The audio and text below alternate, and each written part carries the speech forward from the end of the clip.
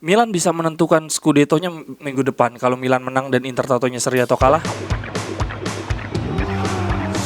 Jerewetan ceking kita, nyerewetin apa aja. Teman-teman, saat ini kalian sedang menyaksikan Cerewetin Seri A. Bukan cuma cerewetin Inter deh hari ini, karena Milan ternyata menang.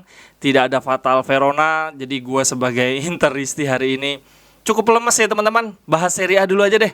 Menurut gue Serie A musim ini salah satu yang terseru dari 10 tahun terakhir kali ya. Karena perebutan Scudetto sampai 2 match terakhir belum selesai. Begitu juga di zona Degra. Bahkan Venezia juga masih bisa 6 poin 31. Masih bisa dia ngabalap Salernitana. Begitu juga dengan zona Eropa. Semuanya masih belum pasti, luar biasa Serie A musim ini. Kalau dari zona Degra, sekarang yang paling aman tentu saja Sampdoria. Tapi sisa lawannya Sampdoria ada Fiorentina dan Inter.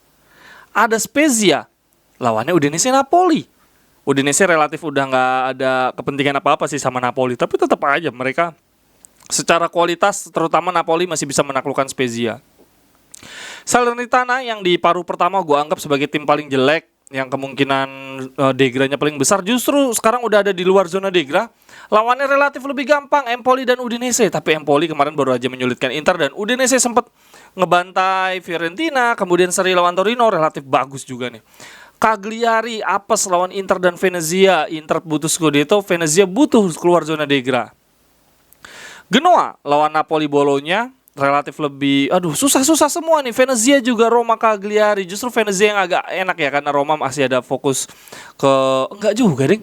Roma mau ngerebutin zona Eropa ya, enggak cuman dia pingin di Conference League.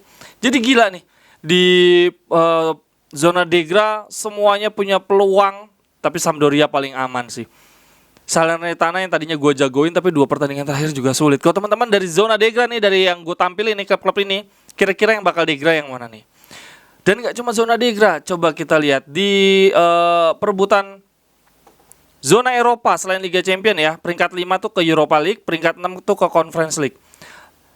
Roma masih menyimpan 1 pertandingan sampai dengan hari ini. Kalau menang, poinnya sama dengan Lazio.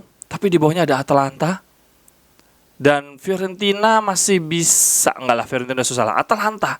Artinya Milan akan menghadapi Atalanta nih. Atalanta masih ada ngebet untuk dapat zona Eropa. Semoga Atalanta bisa mempersulit Milan. Kalau Sassuolo udah agak udah nggak jelas. Atalanta kemarin baru aja menang lawan Spezia. Semoga dia agak kerepotan sih semenjak ditinggal Zapata juga. Tapi ada isu juga si pelatihnya nih, Gasperini nih juga udah mulai mau hengkang dari Atalanta. Dia bilang masih punya kontrak, cuma sekarang semua udah berubah situasinya sehingga dia menggantungkan kepada manajemen. Dia juga nggak optimis diperpanjang. Gue khawatir ini membuat Gasperini nggak sepenuh hati lagi untuk memenangkan 2 pertandingan sisa. Milan akan menghadapi Atalanta di home. Di partai sebelumnya mereka menang lawan Atalanta 3-2. Tetapi Sassuolo di partai sebelumnya mereka kalah 1-3 di kandang sendiri. Cuma bisa nggak ya 1 kali kalah atau 2 kali seri di 2 pertandingan ini? Gua udah lebih pasrah sih, tapi gue masih menyimpan 5% harapan Milan kepleset. Sementara Inter akan menghadapi Cagliari dan Sampdoria yang jelas-jelas tidak mudah, karena dua-duanya berharap lolos Liga Champions zona Degra nih teman-teman.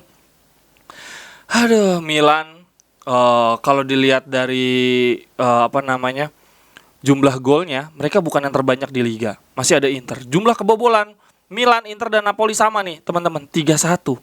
31 kebobolan. Artinya Milan bukan tim yang terkuat dari menyerang dan tim paling kuat dalam bertahan. Tetapi konsistensi mereka gokil sih.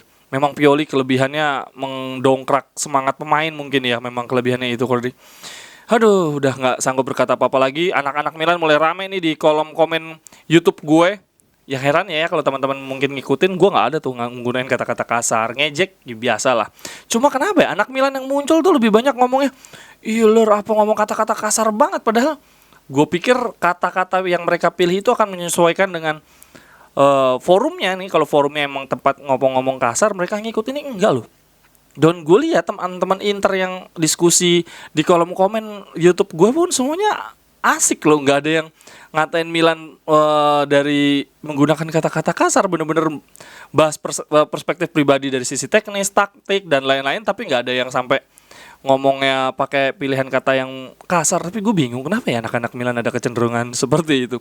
Tapi itulah teman-teman, Inter cuma diberikan kesenangan 180 jam kayaknya semenjak kemenangan lawan Empoli, dan ternyata Milan juga membuktikan mentalitasnya, comeback juga kayak Inter. Berarti harus menunggu lagi di partai minggu depan, partai sisa. Nah, ini teman-teman, menarik mana nih partai sisanya. Inter akan menghadapi Cagliari itu di Senin dini hari. Milan di hari Minggu jam 11. Jadi Milan main dulu. Kalau Milan menang, Inter akan tekanannya sangat berat banget. Dan Milan bisa menentukan Scudetto-nya minggu depan. Kalau Milan menang dan Inter tatonya seri atau kalah, Scudetto selesai. Jadi ya selamatlah untuk teman-teman Milan.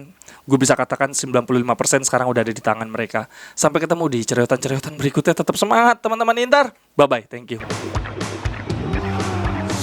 Cerewet